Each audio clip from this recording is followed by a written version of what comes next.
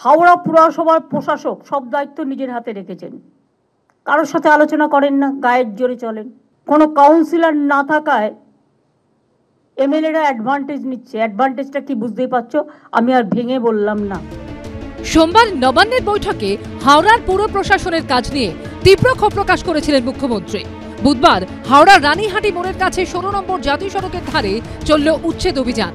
Bulldozer JCB দিয়ে ভেঙে গুঁড়িয়ে দেওয়া হয় একের পর এক অবৈধ দোকান।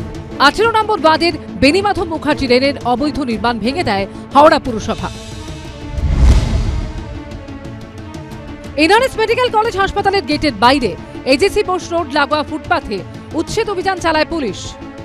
এনআরএস হাসপাতালের ঠিক বাইরে যেটা দেখা যাচ্ছে যে এই মুহূর্তে মুচিপাড়া থানার যিনি পুলিশ রয়েছেন, পুলিশ কর্মীরা কিন্তু এই মুহূর্তে এমার্জেন্সি গেট থেকে একদম যে অপর একটি এনআরএস এর গেট রয়েছে সেই গেটের বাইরে যারা হকাররা রয়েছেন তাদেরকে উঠে যাওয়ার কথা বলছেন।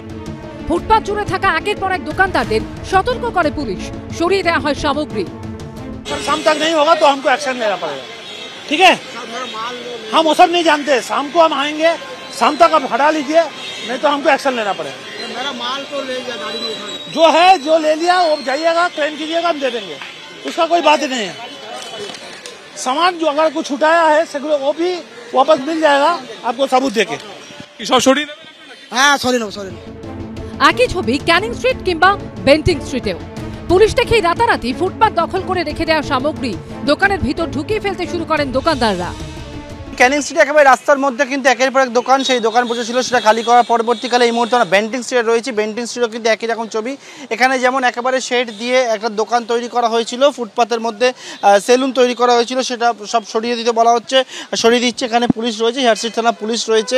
এই যে রাস্তা রয়েছে, যে রাস্তা ফুটপাত এছাড়া যে ব্ল্যাক টপ রয়েছে মেন রোডের ওপরে, একের পরে যে দোকানগুলো বসেছিল সেই সমস্ত দোকান সরিয়ে দেওয়ার কাজ চলছে। আপনার দোকান ছিল? হ্যাঁ, মানে কতদিন ধরে আছে?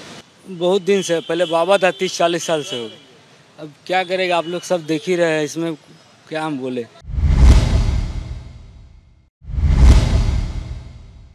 আমি আপনার কাছে প্রশ্ন করতে চাই মাননীয় মুখ্যমন্ত্রী,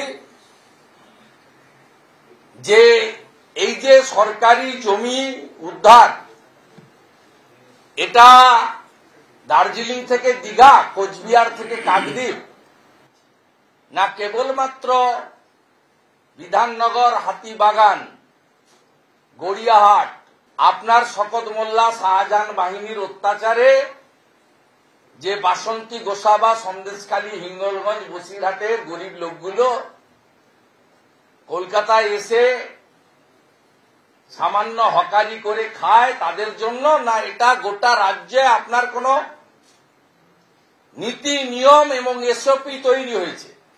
যারা এত কথা বলছেন যে হকারদের, রাজ্য সরকার কিন্তু হকার উচ্ছেদের কথাটা ঠিক না। হকারদের নিয়ম কানুন মাপ মতো ফুটপাতের মধ্যে থাকা, যাতে পথচারীদের অসুবিধা না হয়, এইটার সঙ্গে সামগ্রিক হকার উচ্ছেদের কোনো সম্পর্ক নেই। বিকৃত তথ্য। আমি বিজেপি নেতাদের বলবো, যখন স্টেশনে হকার উচ্ছেদ হয়, যখন হকারদের ওপর লাঠি চালিয়েছিল শিয়ালদা স্টেশনে, তখন বিরোধী দলনেতা আর অন্যান্য বিজেপি নেতারা কোথায় ছিলেন? কেন্দ্রীয় সরকার তো। দখল উচ্ছেদ দিয়ে তুঙ্গে উঠেছে রাজনৈতিক চর্চা। সুনীত হালদার, সুকান্ত মুখোপাধ্যায় ও পার্থপ্রতিম ঘোষের রিপোর্ট, এবিপি আনন্দ।